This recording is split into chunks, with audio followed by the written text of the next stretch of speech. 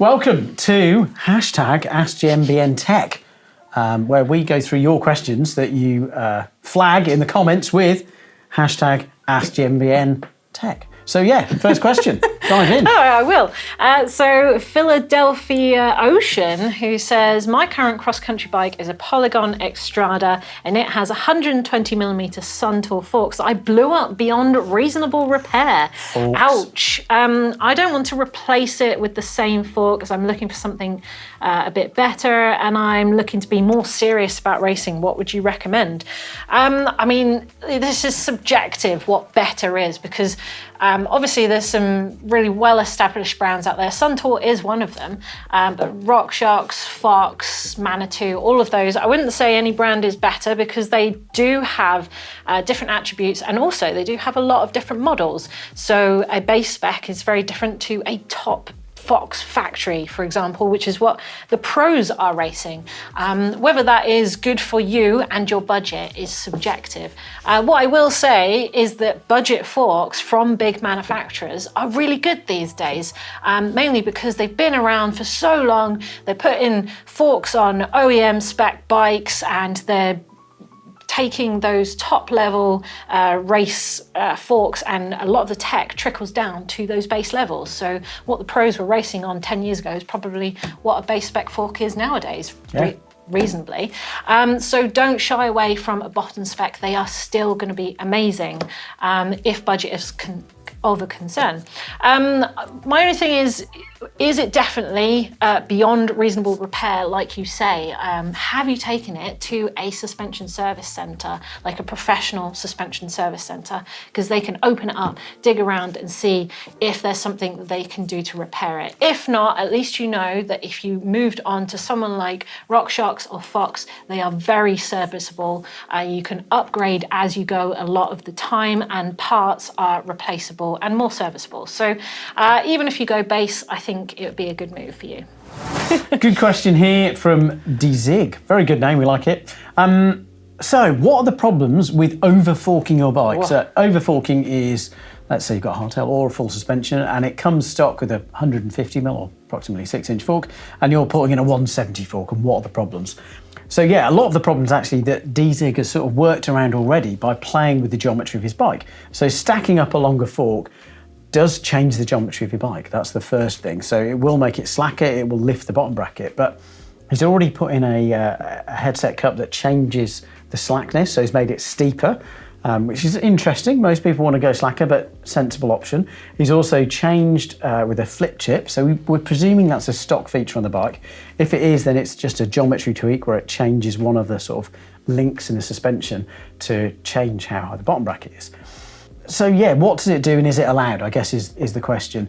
So, well, it depends is the big one. If your manufacturer says no, 160 is the max fork, then we can only really recommend that's the best option. And that's because a longer fork, even if you play with all the sort of geometric tools that you've got at hand of offset bushings and offset headsets, a 170 fork is still going to be longer, and that means that it is going to put more leverage on that head tube and on the front of your bike. So it might be more than the bike was designed to handle. If your bike was designed to handle 170, well, all the features that you've done and all the kind of like tricks that you've done are really sensible options to get the geometry basically back where you started, but with a longer fork.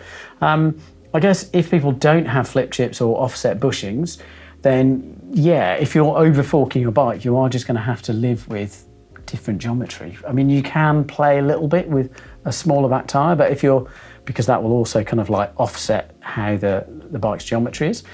But obviously if you're putting a really long fork on, then mucking about with the back tyre is probably not the best idea. And possibly he's now, even though he's corrected all the angles and the bottom bracket, he probably won't have corrected his handlebar height or the stack that's now increased a little bit by having longer forks. So yeah, that's really true. Could change the feeling on steering there. Yeah, definitely. I mean, thankfully, yeah, only 10mm difference, so you could just drop a spacer or just hopefully play the sag. Drop the stem if you can. Yeah, but I guess the big thing is, he's saying, what are the downsides?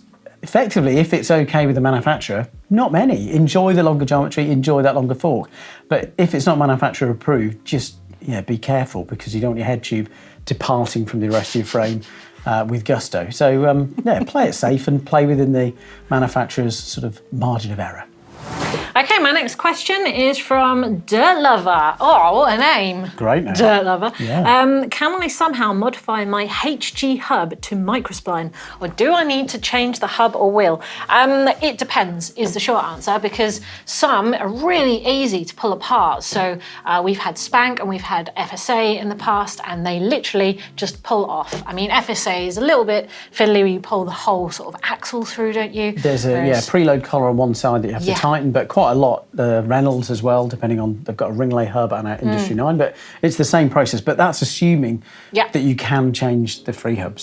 Yes, exactly. Some hubs do not allow you to change that. It is a fixed unit, and it would require you to either get a wheel builder to build a new hub into the rim that you want to keep, or go out and buy a whole new wheel itself. However, if you are doing this because you are moving up to 12 speed, perhaps you had 11 speed or 10 before, and that's why you had Hyperglide, and now you move into Microspline because you want 12 speed.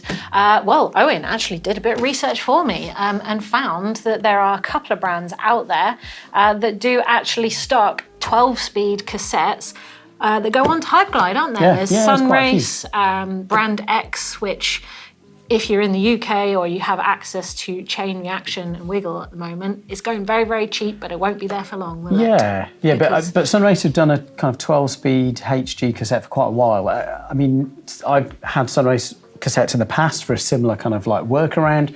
And okay, they haven't shifted quite as crisply as the kind of like stock Shimano, but actually instead of replacing a free hub, they've been great. So yeah, that's a great kind of workaround to solve the problem. In the meantime, do check the manual, which often is in digital form online, for your hub to see whether it can be changed anyway. Great question here from Andres Rodriguez Perez.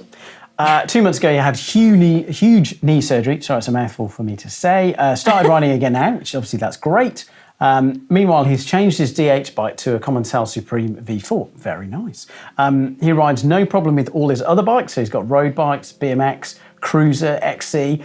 But the knee he broke, or he's injured on, kind of hurts when he pedals a Commencal. Could it be related to the extra wide bottom bracket of the Commencal versus the others?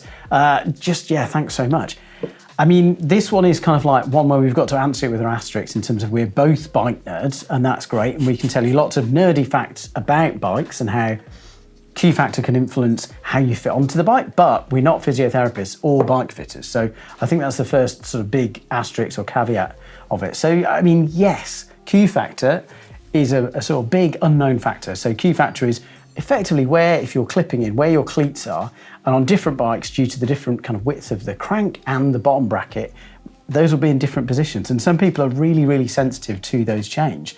And if you think about if you've got quite narrow hips and then you've got a wider stance for your pedals, it's going to impact where your legs are. Conversely, if you've got really a narrow crank set, so on a road bike, where it's got really narrow, skinny tyres and everything can be narrow, but you've got relatively wide hips and wider sit bones, then yeah, where your knees are isn't going to be in line. So there's lots of factors that it could be. Without seeing you on the bike, I can't even hazard a guess, but I would say have a chat with a bike fitter. It'd be your first port of call.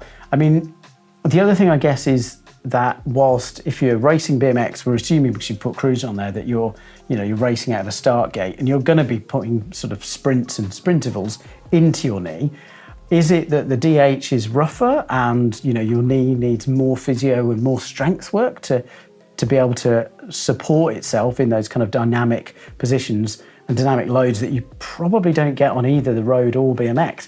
I think there's just too many unknowns. Factors, because obviously the BMX, you might be really high cadence, might be a light bike, so you might not get that kind of pull. Whereas on the enduro and downhill bike, if you're riding uphill and you're putting in low cadence with a big heavy bike, is that what's straining your knee? It might not be the Q factor at all, but it might be the Q factor. Is there something you can do you need to do a bit of detective work. If you think it is the wide stance and that's what you think it is, can you bring your feet in any way? Can you adjust your cleats? Can you go for shorter spindled pedals to see if you can counter that, assuming you can't put a narrower Q factor on your bike? There's a few things you can do to try and work out a bit of detective work. But yeah, I agree with you that maybe going to see a bike fitter might help you out a little bit if you can afford to go and see one. Okay, excellent. We've got a great question here from Mr. Mackey. Slightly confusing, I'll say, though, so we'll do two answers. Effectively, he's got a set of RockShox Totem forks, which are a really early, hardcore, single crank fork back in the day. Manitou had got the Shermans, which were just beastie, and they introduced the 1.5" steer, straight steer. This is before taper. And RockShox came out with the Totems, which had the same. So 1.5" all the way through. It was really big. So yes, there's headsets that you can fit this to for modern frames. So we've found Cane Creek, Hope will probably have it, and I think FSA will still have some sort of older headsets that they're still kind of current and would fit. But there's a bit of a kind of mix in the question in regards to, he's saying, would it fit onto a tapered head tube? So it depends on how humongous that taper is, because if the lower taper is really big and the top is really big, then yes. But if it's tapered to a modern standard and the top is tapered to hit for 1.1/8" steerer tube, then no. You could, fit an external 44 cut, but if you can't fit the 1.5" steerer all the way through, then yeah, it's not going to fit. So effectively, depending on your head tube on your bike, yes, you should be able to get one. You may have to hunt around to get them, but effectively, yes. But I know if your head tube is tapered, you just can't make a tapered head tube non-tapered, effectively. Let us know. Really interested to see the bike with this Totem on there. Yeah, very storied fork. So let us know. Okay, final question, but last but not least, obviously.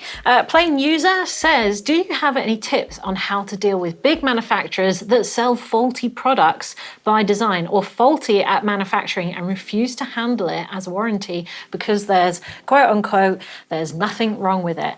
Examples would be a brand new forks that needed to be fully rebuilt from the get-go, or proprietary headsets destroying steerer tubes.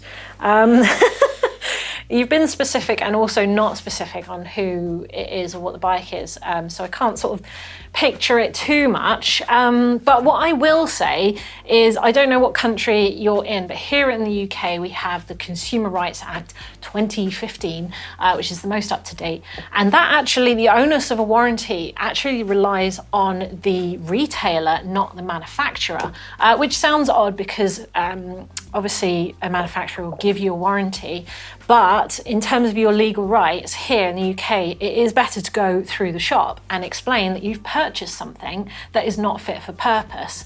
And it would be easier and quicker probably to deal with them rather than the manufacturer. I know some shops that might try and push you towards the manufacturer and get them to warranty it. Personally, I would be leaning on the shop that you bought it from to be leaning on that manufacturer, because their relationship is going to be a lot stronger. It's going to be easier for them to sort out replacement for you. Or if you feel like it is not fit for purpose and you don't want it anymore, depending on how soon you bought it, up to 6 months you should be able to take it back if it's not fit for purpose. It does become difficult at that stage, or after that stage. If it's within 4 weeks, you almost certainly should be going back to the shop if you are not pleased with your product and saying, I either want a replacement or I want a refund. If it's been difficult to deal with the shop, even if you bought this from a brand, that's still a shop, then I would just contact the manufacturer and file it as a formal complaint. Don't just call them up and say, I've got this issue, and then leave it. File it as a formal complaint, tell them what the issue is, give them photographic evidence, say that it's not your fault, although I appreciate it's hard to prove that it is not your fault, but if you can prove that this was normal wear and tear, then usually that should result in someone taking it a little more seriously.